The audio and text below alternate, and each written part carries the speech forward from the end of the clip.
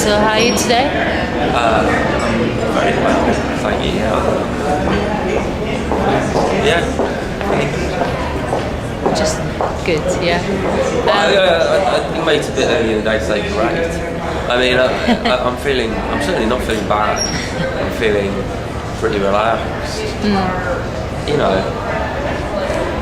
Good I mean, start, maybe I'm feeling great. I sort of, I feel as good as you can feel. I don't know if you can say you're feeling great unless something's amazing happening. Yeah, but maybe you can. I don't know. I mean, definitely good. Yeah. You know. So you got a few things going on this month. I mean, the new album's coming out. And I think the physical copy of the single as well. I don't think we have a physical of the single, but the album is out physically on Monday, the 18th. So next week, as I talk. So it is exciting. It's exciting when you've been working away on something for ages to know that it's out there. Yeah. You know, I mean, it's because it's already streaming online now, and it's. Yeah, we've had a break of a few years with Guillemots, but we actually haven't had a break. I mean, we've publicly had a break, but we only stopped.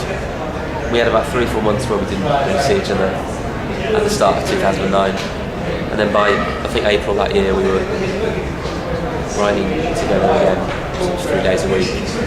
So when my record came out, we'd already been writing songs for the Guillemots record for like 8-9 months. So, everyone thinks we've had a break, but we kind of haven't. We've just wanted to spend a long time preparing ourselves to make another record, rather than just rushing into the studio as soon as we had a couple of ideas.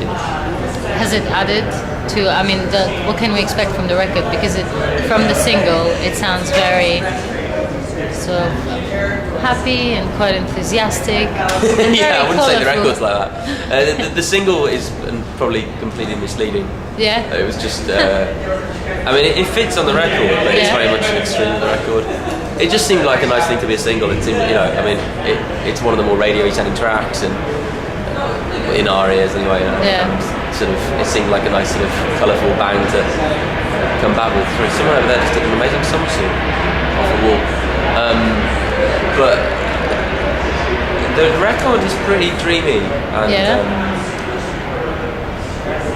is it quite sad, I suppose, some of it. But I think ultimately quite hopeful.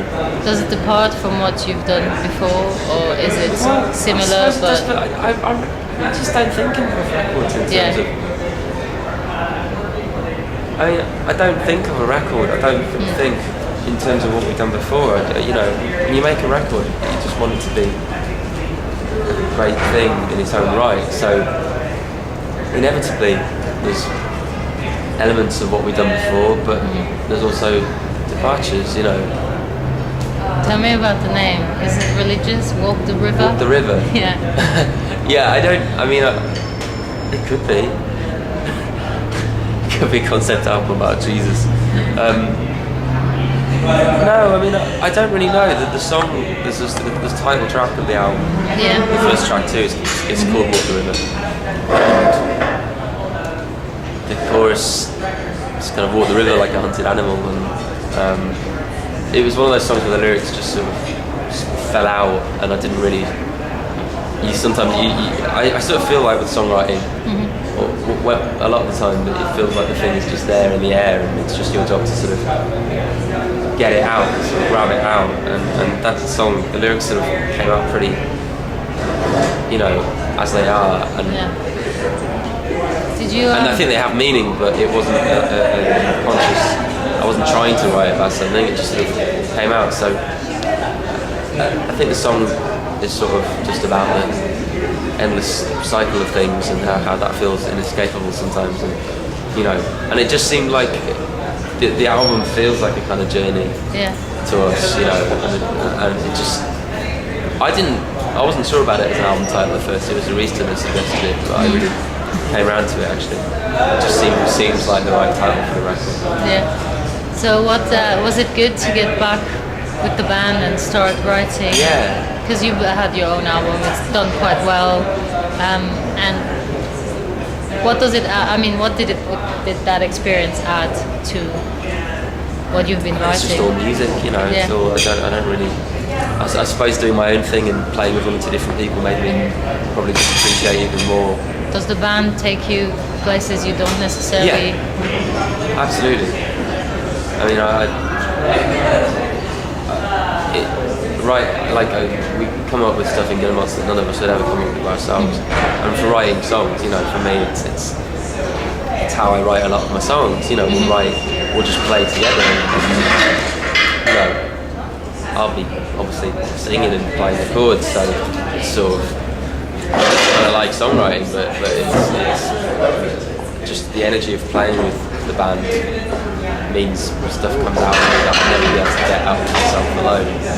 You know, and it doesn't even come out of me. That's the thing. I don't really think it comes out of you. I think it's just like you're tuned into something that's there. Yeah. Channeling. You know, that's how it feels.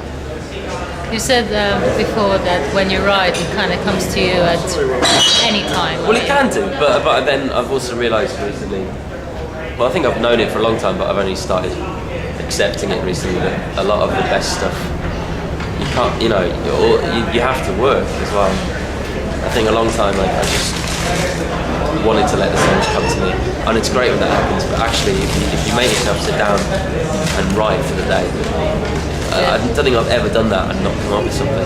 But I'm naturally lazy, so a lot of the time, and also it's quite disconcerting when you're writing. If after 15 minutes you haven't come up with something good, then you just, I'm always just like, all the negativity comes in, oh, why do I bother, it's just so rubbish. You have to push yourself through that. Well, no, I mean, I just feel like giving up, and then I'll just go on YouTube or something and waste time, and you have to make yourself work through it, and then you sort of come to the good stuff. I'm pretty sure that's what anyone does. Yeah, but I think that's the thing, I think it's quite a weird concept to get my head around, the idea that songwriting is my job, because it's something I love, but it is also my job. You can't just not tell it to work if you don't feel like it. It's like that with writing sometimes. You know, a lot of the stuff on this record that is some of my favourite things came about from forcing myself to work as well, not just from a light bulb suddenly coming on. You know? Do you personally have any tracks that you really like on this record? Well, I mean, I really like the whole thing. But, are there any tracks that live were? There's one called Sometimes I Remember Wrong, that's the longest track. And it's sort of, in terms of creating an atmosphere, I think it's my favourite one. We haven't actually figured how to play that live. That's actually one of the few ones that we didn't know how to play live before we made the record. Most of them we already could play. And I think that was quite a big difference. But that one, it did come out of us playing as a band. But it changed a lot, so we need to relearn it.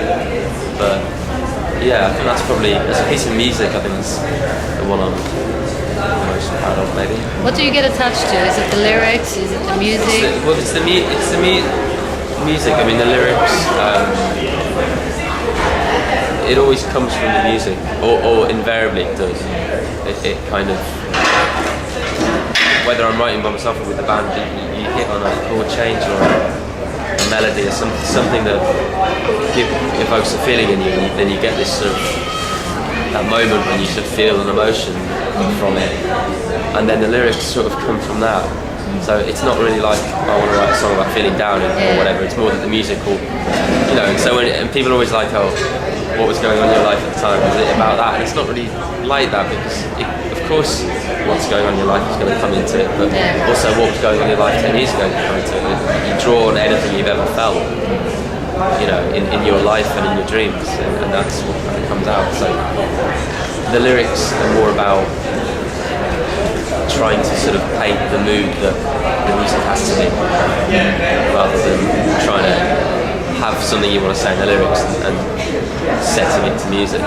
You know, I think probably a lot of writers, a lot of people that come to songwriting come to it from the words, but music's always been what I've done, so it's the other way around for me, really. The words are the thing I have to sort of kind of learn to do, if you like. Yeah, you do play a ridiculous amount of instruments.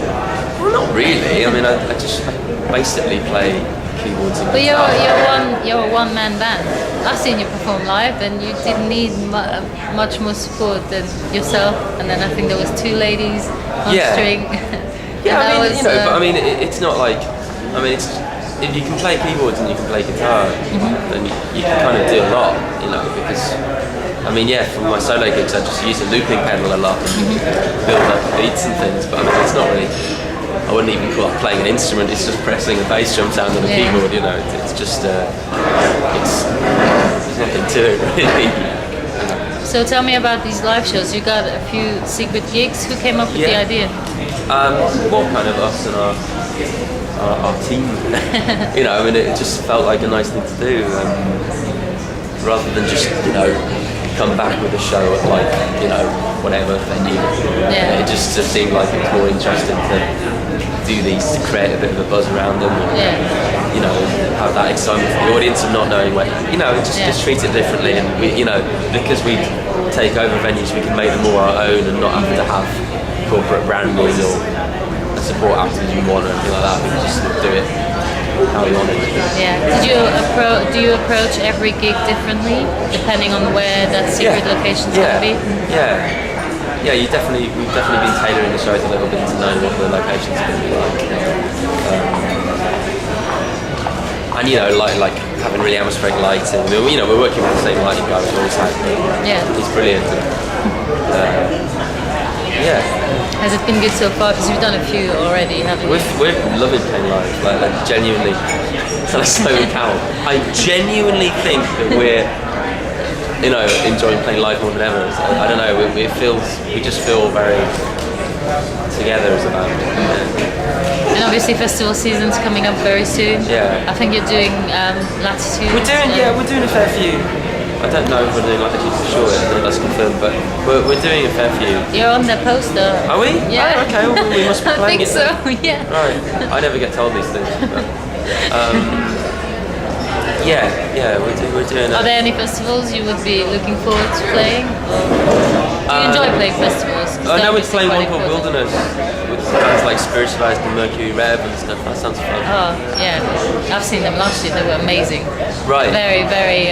their sound goes so well with the whole visual experience of seeing them play as well. Yeah. Right. You would enjoy that. Yeah, I'm sure. Yeah. So what are you what's the plan for now? Is it just promoting the album, or do you have new gigs coming up or a new single coming up? Yeah, well, the next single we have is this song called I Must Be a Lover, which is also from our record. What's it about? The need to be positive, drag yourself out of your own mire. So I mean, that's a single.